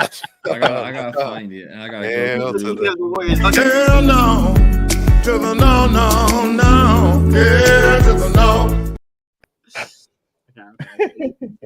in all seriousness, Where the Lakers at, Mr. Laker? Are the Lakers any good? Hell no, to the no, no, no. Yeah, to the no. Both teams are struggling. We're struggling right now, but if you're talking about standards, right now we 10th, you 11th. So, I mean, like we both like. I mean, at least as a Lakers fan, I know. Oh shoot! Amin's got some Amin's connection dropped. difficulties. We've lost Amin. Oh wait, looks like I was got trying to find Curry. reception. Oh, I'm back. All right, I was just trying to find some reception. I thought it was the internet. Yeah. Defensive player of the year. Whew. Damn it, Amin. Damn This is it. such a tough one. This is such That's a my tough whole one. mind up, even just thinking about. Go ahead, Amin. It's rough days. Go ahead. My bad, man. Defensive player of the year. Who can I go with defensive player of the year? I mean, this is like a cop out answer, but I'm gonna go with Travarius Ward, playing at an All Pro level this year. It's not a cop out answer. That was Playing going to be really my well. answer, but yeah, It's a keep cop out going. answer because there's so Hey, much talent on this it's team. not. He was number one on my list. I switched it up last second, bro. That's Yeah, a good one. Travarius Ward, if he doesn't get a mention on being the defensive player of the year for the Niners, because like if you think about it, he's had some struggles in the middle of the year, and people are like Travarius Ward overpaid, like he's been okay. I thought I thought Wilkes was gonna improve the DBs, but like Travarius Ward is struggling, and in the last couple of weeks he's been balling out, like leading. I think he leads the league in pass deflections and pass breakups. And now he's turning those pass breakups into interceptions, and he's been balling out the last couple of weeks. Yeah, I think Travarius Ward easily has to. He should at least be in contention for the award, but he's getting my award for Defensive Player of the Year. Absolutely. Yeah, he's got 5 interceptions on the year. You know, the last month and a half, I think he's played like a top 5 corner in the NFL. So absolutely worth a mention. Thank God We're all, Jackson. yeah, we all named different guys because I'm going with Nick Bosa. You know, team high 10.5 sacks, and I feel like his impact is more than what shows up in the stat sheet. You know, we know he gets double teamed a lot. He's had a ton of pressures, you know, kind of impacting quarterbacks, making him uncomfortable, and still has 10.5 sacks. So my DPOY is going to be Nick Bosa. So I love how we kind of spread that one. We spread out the love on that one. But let's flip it to the offensive side of the ball. And man, this one's tough. We're only picking one, fellas. I know Amin likes to name like 6 guys, but it's like just one this time, all right? Because this is where it gets tricky with Everyone offensive player of deserves the some year, love, baller. Everyone deserves some love. MVP. Well, we're gonna start right with you, Amin. Who you got for offensive player of the year? See, my mind says Christian McCaffrey, but my heart says Brandon Ayuk. I gotta give it to Brandon Ayuk. Like the obvious answer would be Christian McCaffrey, but you already know Christian McCaffrey gets a huge workload in this offense, right? So obviously, what he's been able to do last season at the end of last year, and what he's been able to do this year, at least one person's probably gonna pick him on the panel. But I'm gonna go with Brandon Ayuk, considering the fact that obviously he's not a number one option on this team. He gets overlooked and overshadowed by a lot of guys. So I gotta go with Brandon Ayuk just for that reason, because he put up Pro Bowl numbers. He should have been a Pro Bowler this year. He's been playing at an All Pro level this year. So I'm gonna go with Brandon Ayuk, especially because he's not the first option in this offense. He's not even the second or the third option in this offense.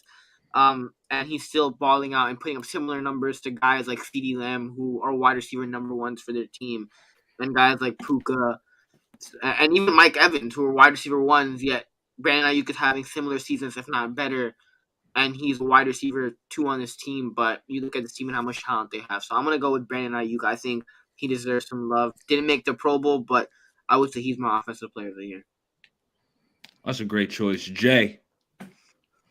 Hey, for me, it's Debo. Oh, Debo. Oh. Doesn't play, there's something missing. Obviously, you still got a plethora of other stars, but when he doesn't play, it's just something's missing.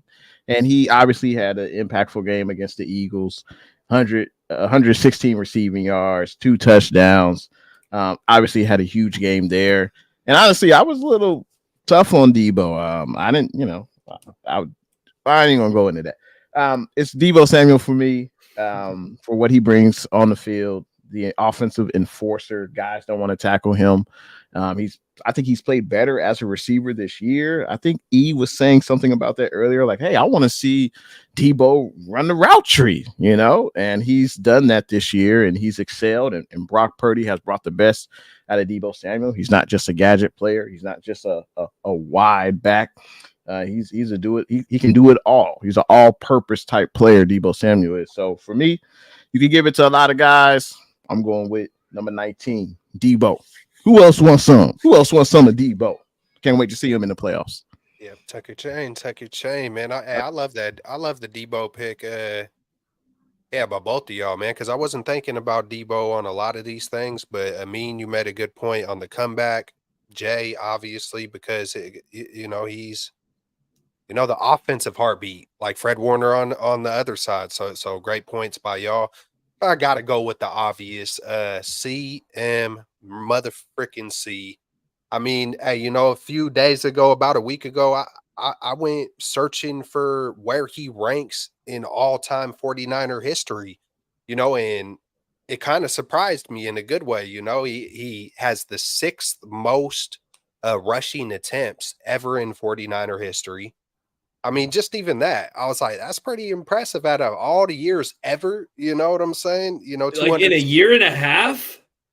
Yeah, no, but in just this year, is the 6th most rushing attempts by a San Francisco 49er out of Joe Perry, Garrison Hurst, Ricky Waters, Frank Gore. We could just keep rolling. Roger Craig. Yeah. But yeah, he has the 6th most. I'm going to just go down this list. Rushing yards, the 4th most ever in 49er history, 1,495. And that's he was obviously the rushing champion this year, first time in his career. Well done, CMC. 5.4 average yards an attempt. Number 1 in the history of the 49ers, minimum carries 200. So he was actually tied with Frank Gore when Frank Gore had like 1,600 yards, I believe, 2000. I can't remember. But that tied with Frank Gore at 5.4 a carry. 14 rushing touchdowns, number 1 in 49er history. 563 receiving yards, number 11 in 49er history.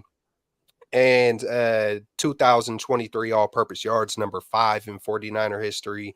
And 21 total touchdowns, number 2 behind Jerry the GOAT Rice. So, I mean, when you add that up just in history of the 49ers, I don't care if we've had 3 Hall of Famers or 12 Hall of Famers at running back. History is history. It's incredible, no matter what the number was. So, well done, CMC. Let's get it, baby. Yeah, I'm following you up, Celts. I'm giving Offensive Player of the Year to Christian McCaffrey. 2,000 scrimmage yards. 2023. That's freaking awesome. That's big time. We know how good Christian McCaffrey's been when he runs it. He's got just tremendous vision, his acceleration, his ability to make people miss. Not to mention you put him in the slot and he's Wes Welker. So it's Christian McCaffrey is my Offensive Player of the Year. I'm glad he's a 49er. Just a great move to go out and get him by John Lynch. Dude, I could only imagine how hot Kyle Shanahan was. I didn't watch any interviews or anything, but did y'all remember the Elijah Mitchell I don't even know what to call it, but he kind of knocked I think someone was in there at right guard. He not only did he miss the block and completely let do, but he knocked. It's like he blocked our guy instead of their guy. So it's like, did y'all see that play? Dude, it was awful. I know those are the kind of things where Kyle's like, dude, you ain't getting one damn snap. You ain't getting one snap in the playoffs. Like, I wish I had it where I could show y'all because, yeah, it was, just thinking about CMC, those are the reasons why we might not see a Mason or Elijah Mitchell. It just takes one blown assignment for your quarterback to be done. You know what I'm saying? And I ain't going to risk it. I love you, Elijah, but at the same time, come on, man. Last award we got, it's the biggest one. It's the MVP award. Who is the MVP of this 49ers team? I'll kick this one off. I'm going with 13. Brock Purdy. I'm so glad he's our quarterback. And I have a feeling he's going to be our quarterback for the next decade. So just what he's done this year, how consistent he's been. He plays so good within structure, yet he gives you 2 or 3 plays every game where he's just a playmaker. He's on the run. He's throwing downfield. He's pointing. He's telling dudes where to go. Brock Purdy, he's freaking awesome. I'm glad he's our quarterback. That's my MVP. But Jay, I want to know who you got. Whew, man. The options are aplenty, but I got to go with a guy who's been with the Niners for the past 4 seasons. He's played at least 85% of the snaps. He plays, well, let's say the Niners traded, I think, a day 2 pick for this cat. Arguably, no, not arguably. He is the best left tackle in Trent the Williams. NFL. The big silver back. Trent Williams. Whoa. Got to be Trent. Hey, he holds down the left side of his line. He is the leader of that squad along the offensive line, the big bullies. They follow his lead. I mean, do we really want to see Colton McKivitz line up at left tackle? I don't think so. Do we want to see Jalen Moore for extended games line up at left tackle? No. So, hey, when the big silverback is in there, I know he misses a few games every season. Hey, man, but hey, he brings it. Best left tackle, and I think probably the second greatest trade in the Lynch and Shanahan era. There's been some good ones, but yeah, that's up there. That's awesome. I love that pick, Jay. And then, well, Daddy said, hey. Bro, I had to read this like 2 or 3 times. I'm like, did I miss something? Did I read this right? He said, hey, guys, love the content. Today is my wife/sister's and her boyfriend's side piece anniversary. There's a lot going on. Thanks for the chuckle and happy anniversary to y'all. But Amin, who you got for MVP of this 49ers squad? Brock Purdy. I think he's my honorable mention. I'm going to go with Brock Purdy's my honorable mention. I'm going with Fred Warner. I think Fred Warner is the real leader of this football team.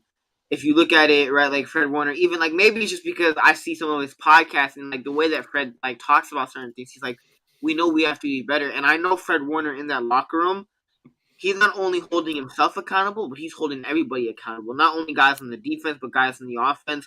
You look at him, he's motivating the team, before the game, he's doing the pregame speech, post-game speech. Like, he's the real leader in that locker room. Is he a captain? I'm pretty sure he's a captain. I don't remember who all the captains are, but I'm pretty sure he's a captain.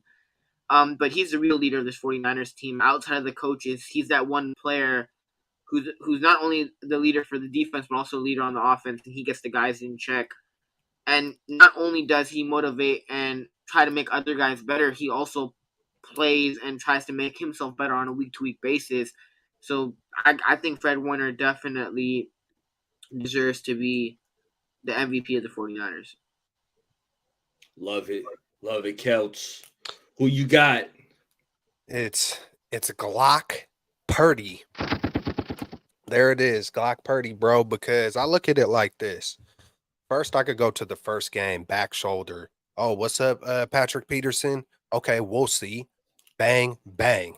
Niner gang, just from the beginning of the season to the end of the season, and even his worst games, the 3 worst games, 2 of those games wasn't even horrible. He had some timely bad interceptions. I mean, he broke franchise records on some of the things he did this year, regardless of how good those records were or not.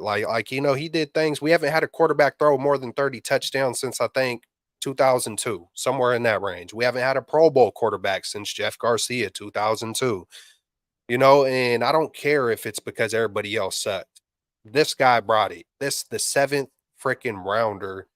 The 7th rounder, came through Mr. Irrelevant. What a story from beginning to end. He's a true leader.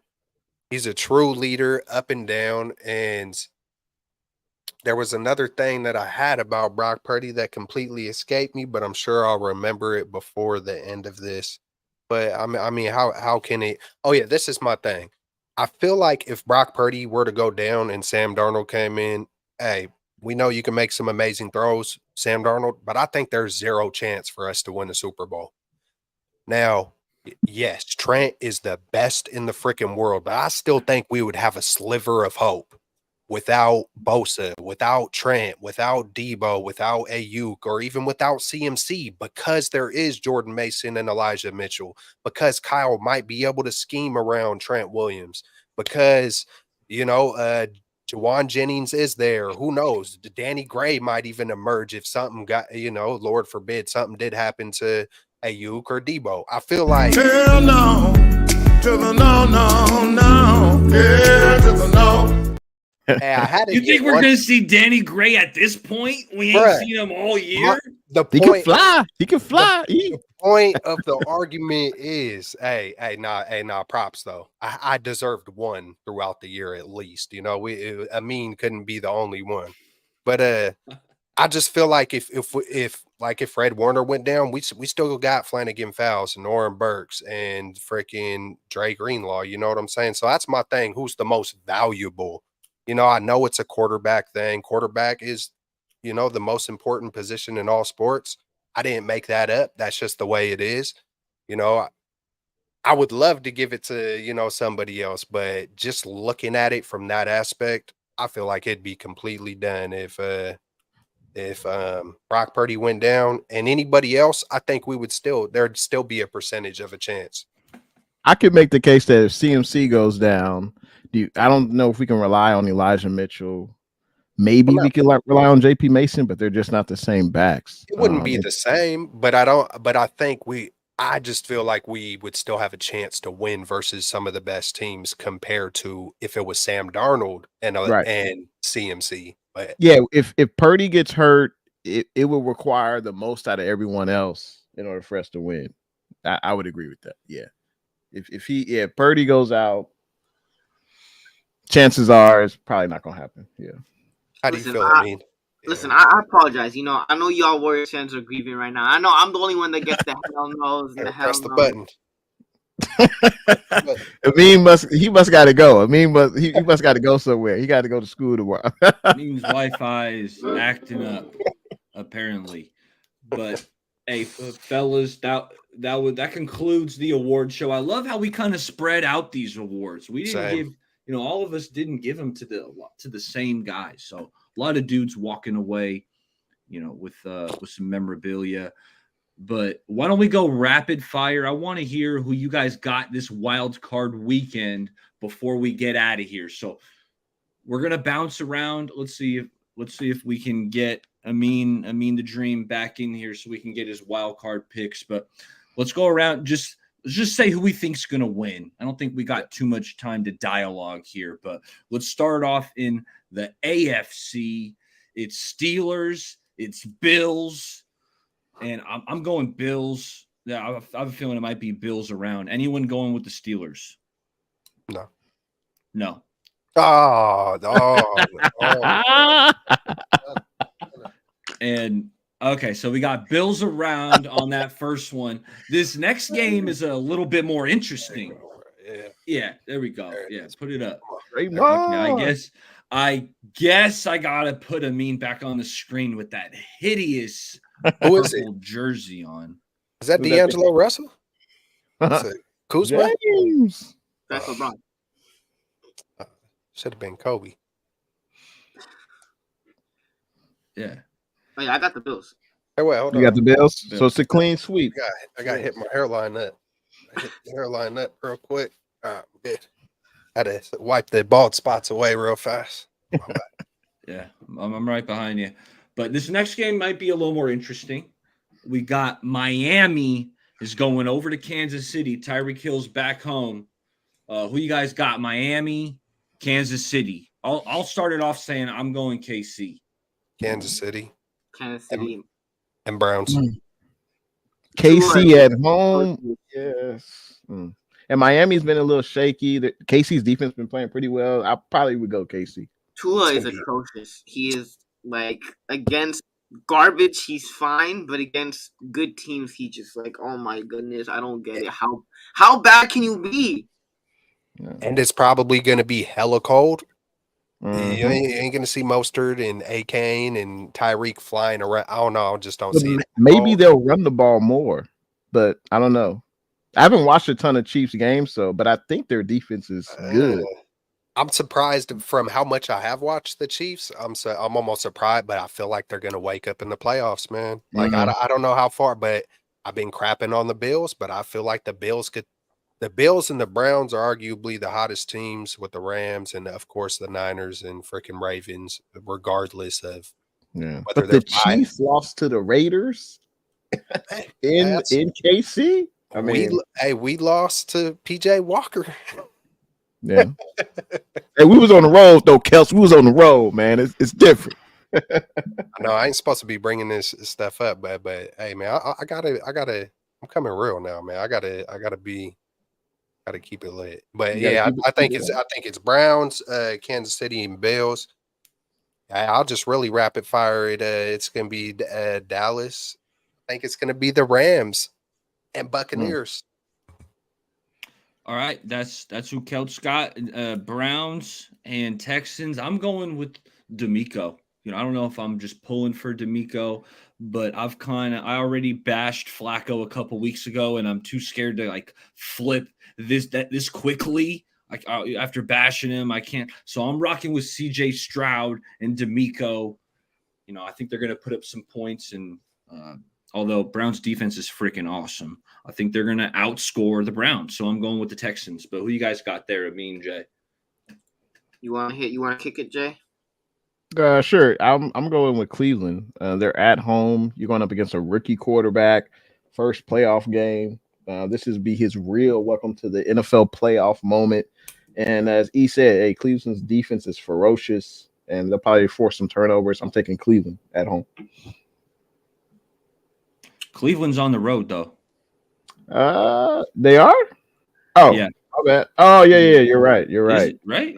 No, you're right. Yeah, because they're the fifth seed and Houston's the fourth. So yeah, that makes sense. Oh yeah, they got the division because the Jags lost, huh? I think I'm gonna still take Cleveland. I'm gonna still take Cleveland on the road. And we broke a couple teams.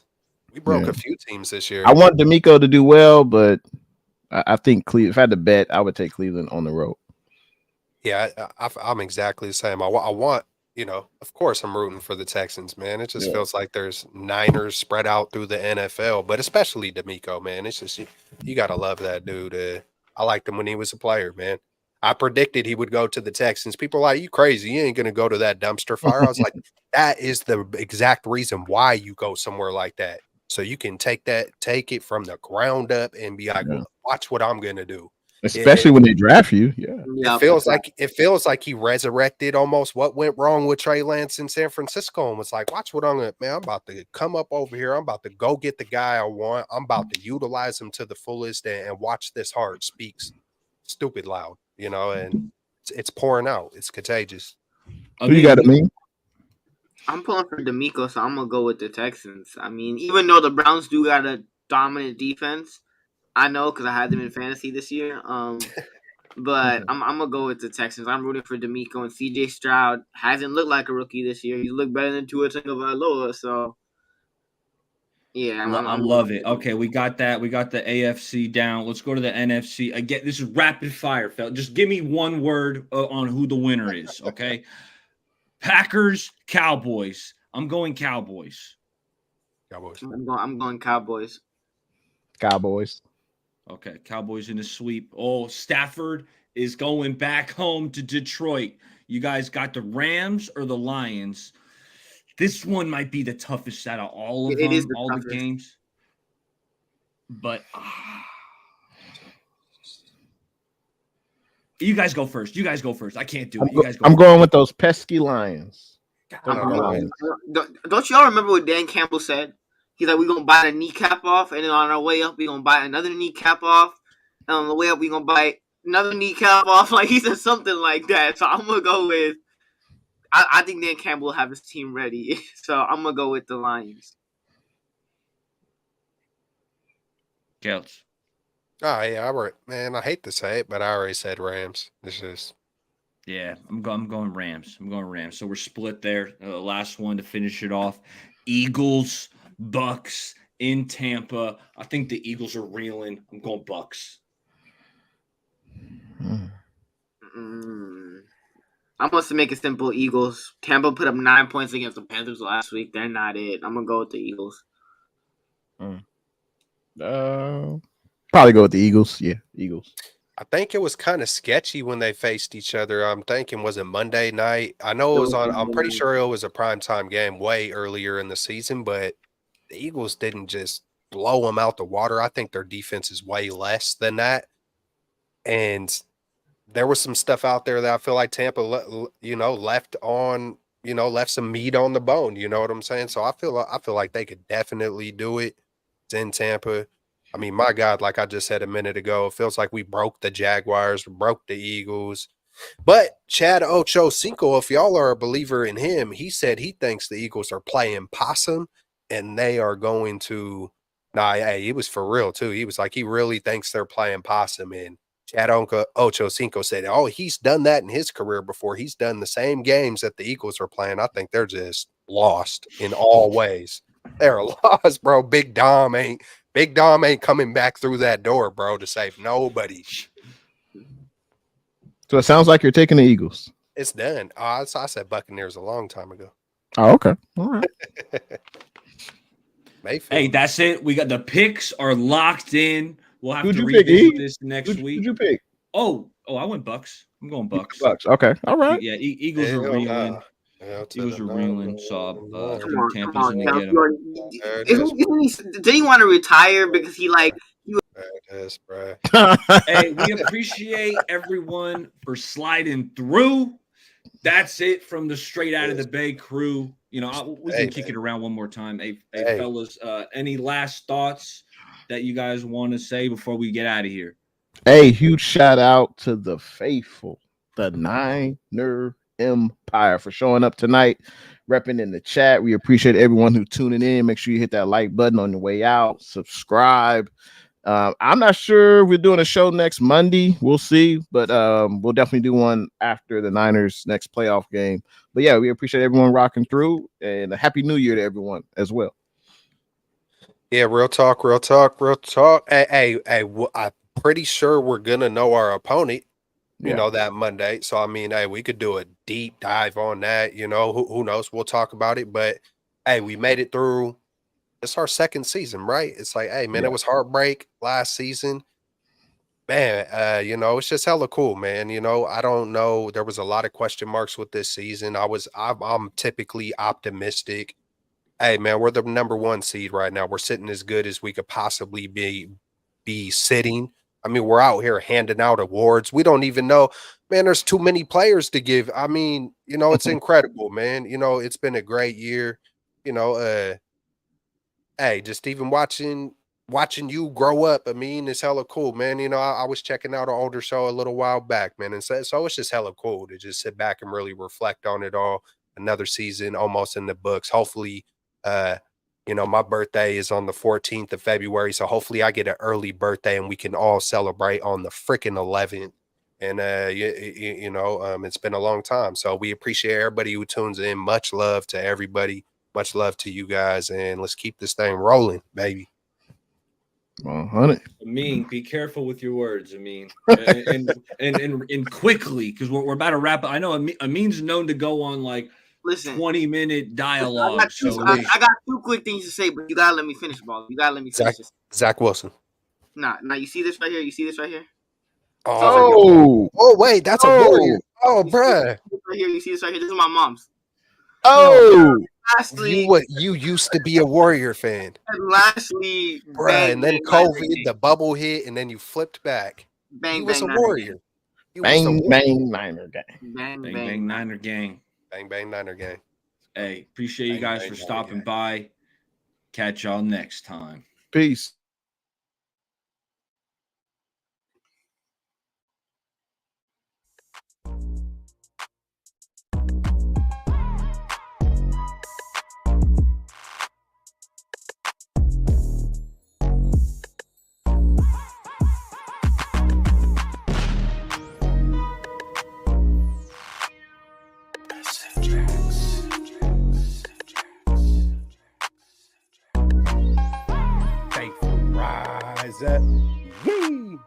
getting it, boy. What's good? You know who it is. It's your boy, Jay in the Bay. Your baller back again. Smells like football season. Yo.